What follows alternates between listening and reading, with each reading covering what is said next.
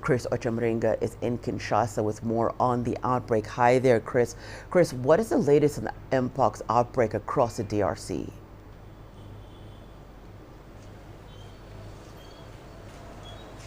So health authorities in the DRC are saying that the cases have continued increasing across the country. On Wednesday, they recorded 100 suspected cases in the capital, Kinshasa, and confirmed 22 of them, and 2 people died from that outbreak. They're saying that the situation is quite worrying because Kinshasa is just one of the cities that has recorded few cases. There's an issue about the testing of the mpox cases in some of the areas in the DRC, especially in the east, where there's an ongoing conflict. Many people have not been tested. Health workers are not able to reach to these people because of the violence in that area, despite a ceasefire that was called last month by the Angolan president. And so there's a real challenge. The DRC government has, the health ministry has requested for $49 million to come up with a comprehensive response to the outbreak. But the government has released $10 million, and so the authorities here are relying heavily on the support of international organizations like the World Health Organization, the UN, Oxfam, and other agencies that have offered to help them to deal with this outbreak. Hannah? What else can you speak to, what else can you tell us, Chris, about what else the government is doing and its partners to minimize the spread, and also speak to us about some of the treatments that are being made available to people in affected areas?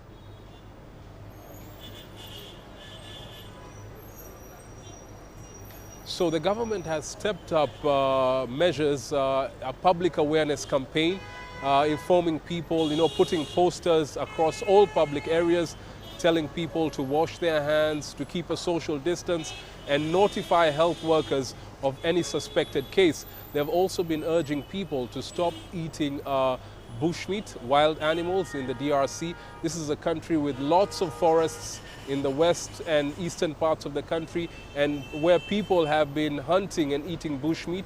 Scientists are saying that there are currently 2 variants of mpox that are circulating in the DRC. One of them that has been around for more than 10 years is spread from wild animals to people, and so they're warning people against eating dead animals. There's also another strain known as clade 1b, which is said to be more contagious. That one is mainly transmitted sexually, so the government has also been urging people to change their behavior. And they're expecting some vaccines from the United States and Japan next week.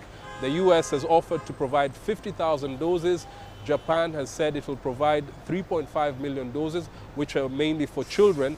And so we're expecting for those vaccines to come, and then the government will start rolling them out, starting with the areas that have recorded the highest number of cases. Hannah? Real quick, Chris, I wanted to just ask you, just in terms of what you're seeing, are you seeing any efficacy just in terms of what you've spoken about, the awareness campaigns? Do you see them taking effect among the people in the DRC?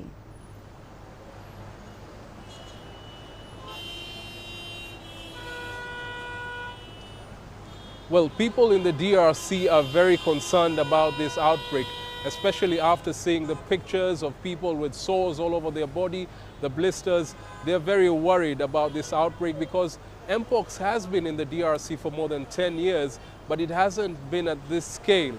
So the deaths that have been reported by health workers has really led a number of people, especially in the capital cities and major towns, to try to adhere to the health measures that the government is announcing. But there are people in remote parts of the DRC where there's very little access to information, the road network is very poor, and there are conflict zones. Those people are not getting the information. And so the DRC government is going to rely a lot on support from donors and international partners to reach those areas and pass on the information so that this disease does not spread wider.